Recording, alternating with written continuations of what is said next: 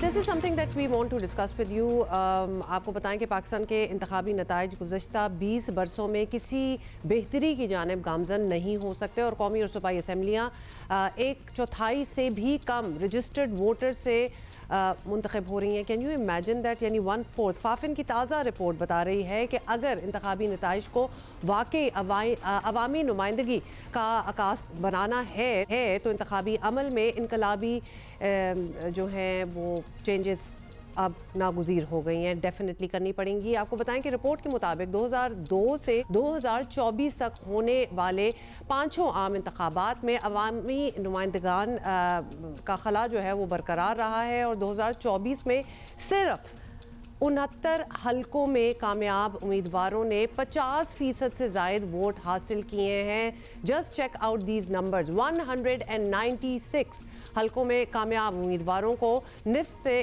कम vote हासिल हुए, यानी 50% से भी कम वोट्स हासिल हुए हैं। सूबाई असम्बलियों में सिर्फ 2 हलकों के कामयाब उम्मीदवारों ने 50% से ज़ायद वोट हासिल किए, जबकि 499 सूबाई हलकों में कामयाब उम्मीदवारों को 25% से कम वोट पड़े। फाफिन ने पार्लियामेंट से अपील की है कि इलेक्शन में वोटर्स की ज़्यादा से ज़्यादा शमूलियत और इंतखाबी नताइज को नुमाइंदा बनाने के लिए इस्लाहात पर गौर करना चाहिए। और फाफिन की अपील अपनी जगह, लेकिन ये बात तय है कि इंतखाबी इस्लाहात का एजेंडा वसी किए बगैर असम्बलियों में आवाम की भरपूर या इवन हकीकी नुमाइंदगी होना मुश्किल ही नहीं, इनफैक्ट नामुमकिन है। This is a very important report जो सामने आई है और इस पर हम बात भी करना चाहेंगे।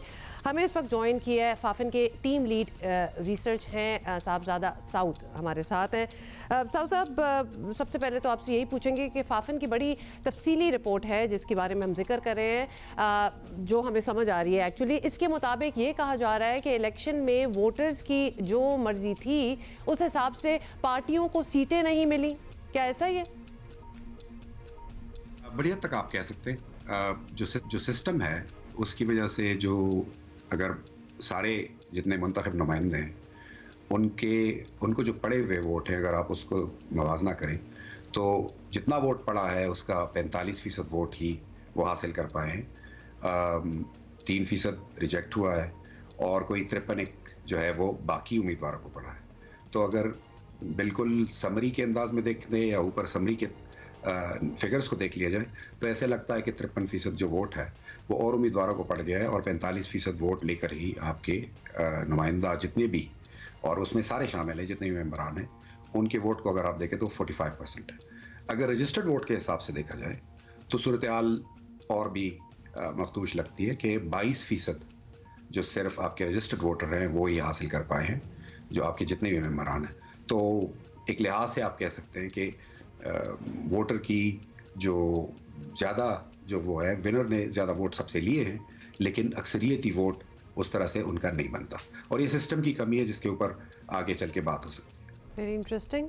अच्छा, ये भी बताएं, इस रिपोर्ट में ये बड़ा साफ नज़र आ रहा है कि मौजूदा निज़ाम जो है वो वोटिंग की दुरुस्त ट्रांसलेशन नहीं कर पा रहा, तो फिर इसका मुतबादिल क्या हो सकता है? क्या अल्टरनेटिव आप सजेस्ट कर रहे हैं? क्या मुतनासिब नुमाइंदगी वाला सिस्टम यहाँ चल भी सकता है या नहीं? आपके नजरीन के लिए पहले तो जरा सिस्टम को थोड़ा सा हम खोल लेते हैं। इसको कहते हैं first past the post system, जिसका मतलब ये है कि इससे कोई फर्क नहीं पड़ता कि आपके कितने वोट हैं, एज लॉन्ग एज कि आपका एक भी वोट बाकी उम्मीदवारों से ज़्यादा हो।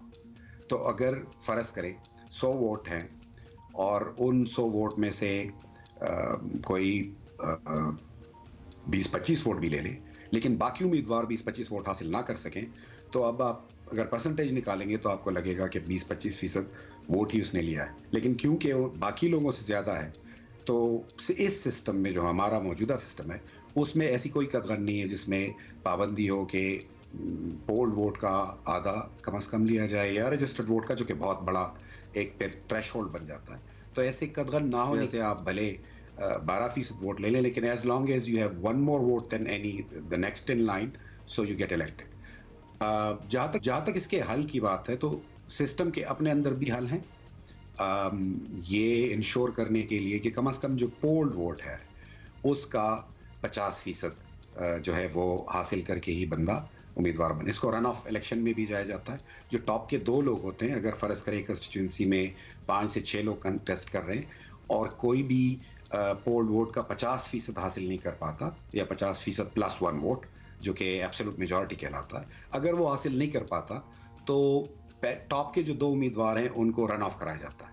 हमारा जो मौजूदा निज़ाम है ये बरतानिया में भी है और इंडिया में भी है, और ये अपनी सिंप्लिसिटी और जो उसके खर्चे हैं उसके ना होने के बराबर हैं बनिस्बत दूसरों जी के। साहब सो रन ऑफ का मतलब है। जी साहब साहब ये भी बताएं कि आजकल हुकूमत पर ज़्यादा काम नहीं कर रही, लेकिन उनका नारा तो ऑब्वियसली यही रहा है कि इंतखाबी इस्लाहात करेंगे, हर बार यही बात होती है। तो आपके ख्याल में जो मसाइल आपने उठाए हैं उन्हें किसी आईनी तरमीम के ज़रिए हल किया जा सकता है?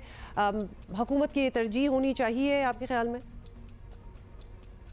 तरजीह तो बिल्कुल होनी चाहिए। देखें, अगर आप इलेक्शंस में मैं अगर आपको मिसाल दूं तो उसके अंदर बहुत सारी फिर जमा होकर उसकी गड़बड़ें बहुत ज़्यादा हो जाती हैं। तो आप पिछले हमने जो एक रिपोर्ट निकाली थी उसमें हमने दिखाया था कि जो बड़ी पार्टीज़ हैं वो जिस तनासब से जिन्होंने वोट लिया है उस तनासब से कई गुना बढ़कर उन्होंने सीट्स हासिल की।